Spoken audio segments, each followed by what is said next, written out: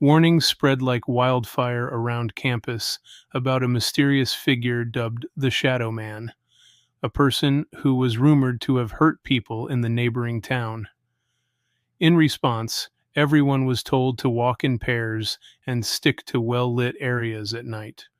Lauren and her roommate Jenna found themselves among the few left in an eerily empty dormitory over Thanksgiving break, since both their families were out of the country. With each day blending into the next, boredom had become their constant companion. Desperate for a change from their monotonous routine and ignoring whispers about the Shadow Man, Jenna suggested they head out to the Den, a local bar famous for its burgers and dim lighting. Lauren, seeking excitement, agreed. Time slipped away faster than they anticipated. Close to midnight, Lauren, feeling more tipsy than sober, decided it was time to head back. Jenna remained behind, wrapped up in an engaging conversation with the bartender. Ignoring the warnings, Lauren braved the quiet streets alone, her mind barely registering the danger as she took an alley shortcut, a mistake she'd soon regret. The chill of the night and an uneasy feeling snapped Lauren to sobriety, her mind racing with the warnings about the Shadow Man. Suddenly hyper-aware, she imagined eyes hidden in the shadows, watching her. The silent street amplified every sound, and she could have sworn she heard footsteps echoing her own.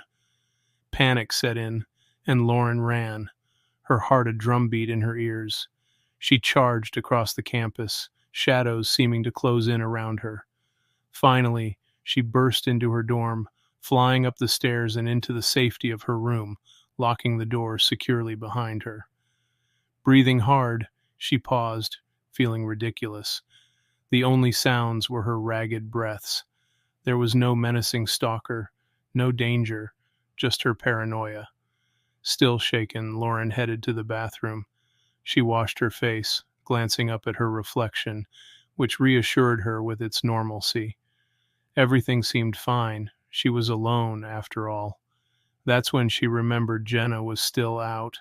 Concerned, she called the Den and asked for a manager, suggesting they get a cab for Jenna. Over the loud music, she hoped her message was understood.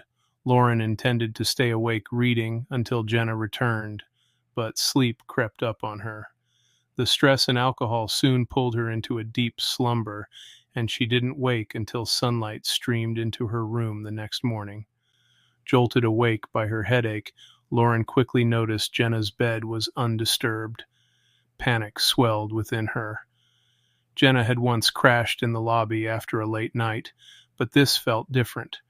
Bracing herself, Lauren unlocked the door, the metallic scent of blood hitting her senses like a punch. The hall was a horror scene, blood streaked across the walls and floor. Shock rendered her silent as she stumbled back, eyes fixed on the lifeless form of her friend just outside the door. Jenna lay with eyes wide open, yet seeing nothing, her throat savagely cut, a pool of crimson spread beneath her. Splintered fingernails told a desperate tale of escape. Overwhelmed by disbelief, Lauren's eyes were drawn to a shadow looming over Jenna's body.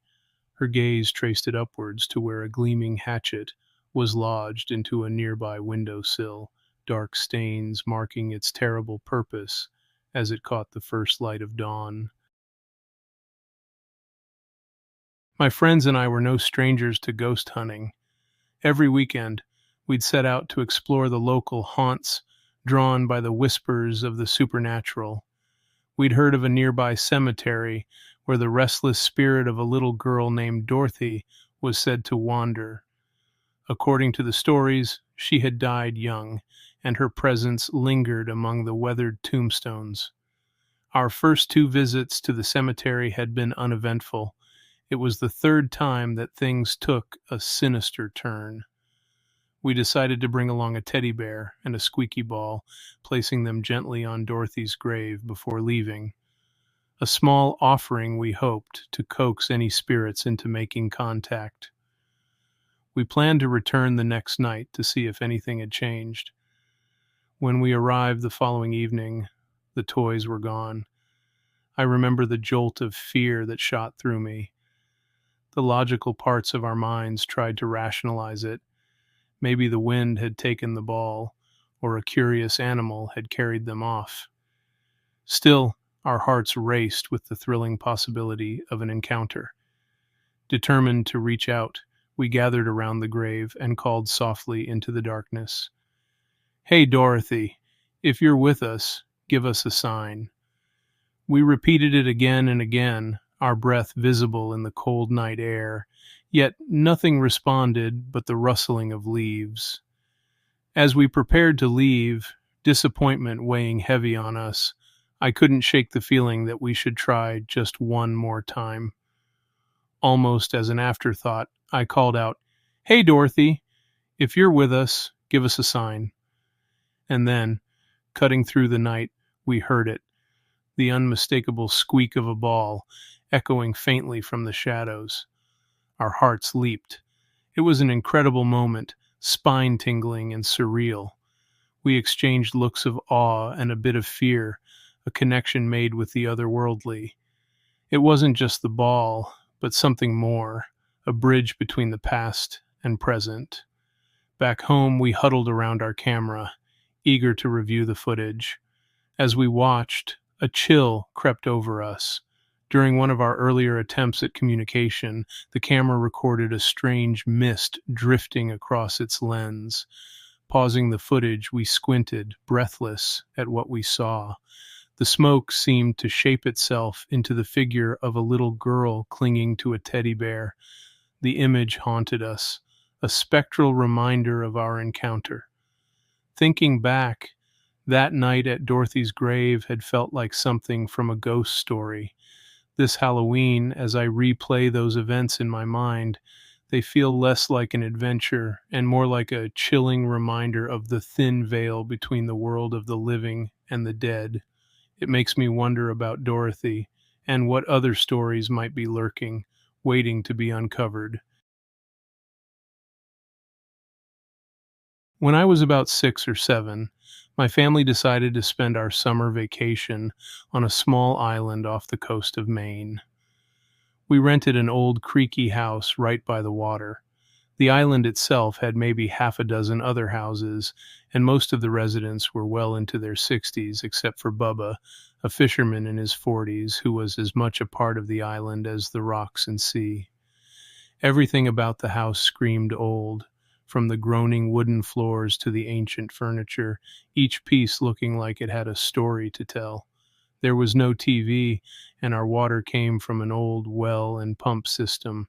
The walls were lined with shelves crammed full of dusty old books and yellowed photographs that seemed to whisper ghost stories of the past century. To make things even creepier, the backyard was a playground for rats that emerged in droves at night, rustling and squeaking in the dark. And it seemed like the island's elderly inhabitants had some mysterious way of knowing exactly what we were up to at all times. Every evening we cooked dinner, old ladies would appear as if on cue, offering us blueberry pies and fresh-caught fish. Their timing was unnerving, giving us the feeling that our every move was being watched. A few nights into our stay, my parents mentioned hearing some singing at night. At first they brushed it off, assuming it was just the wind or something carried over the water. But each night it returned, lasting about 20 to 30 minutes, an eerie chorus drifting through the house. Curious and unsettled, they asked around, but found no explanation. The neighbors shrugged it off with knowing smiles that only deepened the mystery. On the second to last night, the whole family was jolted awake by the sound. This time, it was unmistakable, a choir of children's voices, sweet but haunting, echoing through the darkness. It chilled us to the bone. We ventured outside, peering into the shadows, but nothing seemed out of place. Whatever it was elusive, remaining just out of reach and out of sight. The next day, driven by a sense of unease, my dad began digging through the house's library, hoping to uncover the origins of the mysterious singing. He stumbled upon an old scrapbook from the 1920s. Flipping through its pages, he found a photograph that made our hearts stop, a picture of a boys' choir. The caption read that the house had once been a schoolhouse before being converted into a residence. We felt a cold chill wash over us, realizing the voices we'd heard might be those of the past, echoes of the children who once filled these rooms with their laughter, as well as their singing. Spooked to our cores, we packed our bags and left the island a day early, a mysterious and unsettling experience haunting us long after. Though we tried to rationalize it, the island and its ghostly choir remained an unsolved chapter of our lives, a tangle of local lore and personal experience that left us forever haunted by our stay on that island.